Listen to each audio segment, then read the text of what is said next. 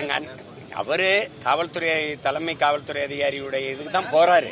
ஆமா, இந்த இந்த ம.க. ஸ்டாலின் அவருடைய பிரச்சனைக்கு அருள் சட்டமன்ற உறுப்பினர் புகார் அளிக்க வந்தது போய் பாப்போம் என்னன்னு போன இடத்துல காவலர்களுக்கு முன்னாடியே தாக்குறாங்க.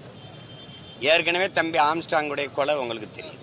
இப்ப இந்த இவர் கொஞ்சம் தவறுனா என்னை கொண்டிருப்பாங்கிறாரு. இப்ப அண்ணனை தாக்குறாங்க ஏர்போர்ட் முத்தி.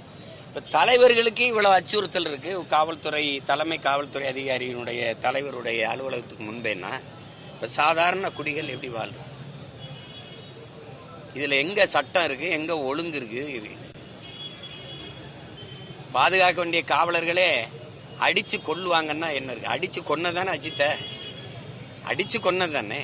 அப்புறம் காவல்துறைக்கு அதிகாரம் இல்லைன்றீங்களா, இல்ல காவல்துறை குறைவாக இருக்கிறதுனால அதை செயல்படுத்த முடியலையா, அது உரிய உத்தரவு பிறப்பிக்கப்படலையா? காவல்துறையா இல்ல, நீங்க தலைவர் கையில இருக்கணும்.